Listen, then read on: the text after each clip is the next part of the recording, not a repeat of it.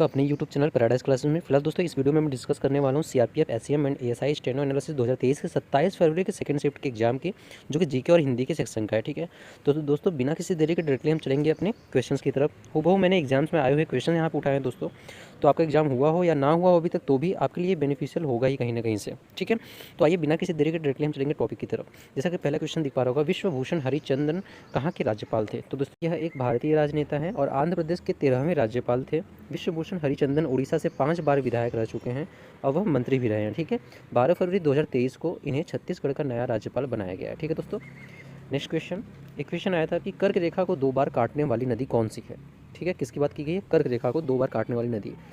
तो दोस्तों माही नदी 2 बार काटती है तथा सोन, रिहंद एवं बेतवा नदी 1 बार काटती है, जो कि मध्य प्रदेश से निकलती है और खंबात की खाड़ी अरब सागर में प्रवेश करने से पहले राजस्थान और गुजरात से होकर बहती है। ठीक है, नेक्स्ट क्वेश्चन, एक प्रश्न आया था दोस्तों, मुगल शहंशाह शाहजहां की बेगम का नाम क्या था? तो दोस्तों उनका पूरा नाम था मुमताज़ अर्जुमंद बानो बेगम। ठीक है, शाहजहां का जन्म कब हुआ था इसको डिस्कस कर लेते हैं। तो दोस्तों 5 जनवरी 1592 ईस्वी को लाहौर पाकिस्तान में हुआ था।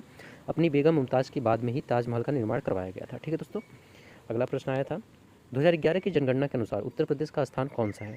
तो दोस्तों 2011 की जनगणना के अनुसार उत्तर प्रदेश भारत का सर्वाधिक जनसंख्या कितना 19.96 करोड़ 19.96 करोड़ वाला स्टेट है। ठीक है, जिसमें से 15.91 करोड़ जनसंख्या ग्रामीण क्षेत्रों में रहती है। शहरी क्षेत्रों की बात कर ले तो 4.45 यानी 4.45 करोड़ जनसंख्या शहरी क्षेत्रों में रहती है। ठीक है दोस्तों, अगला प्रश्न, सोने का परमाणु क्रमांक कितना है?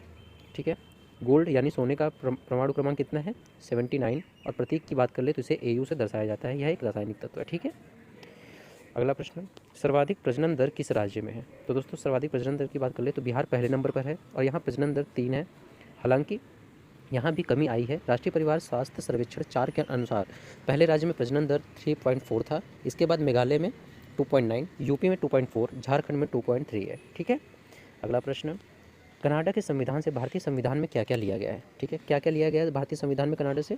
भारतीय संविधान में संघीय शासन व्यवस्था के प्रावधान, केंद्र के अधीन अति विशिष्ट शक्तियाँ, केंद्र द्वारा राज्य के राज्यपाल की नियुक्ति, राष्ट्रपति का उच्चतम न्यायालय से परामर्श प्राप्त करने की व्यवस्था, यूनियन ऑफ स्टेट शब्द की अवधारणा इत्यादि जो है वो हम कनाडा से लिए हुए हैं अपने भारतीय संविधान में। ठीक है, अगला प्रश्न, भुखमरी सूचकांक में भारत का क्या स्थान है, यानी ग्लोबल हंगर इंडेक्स?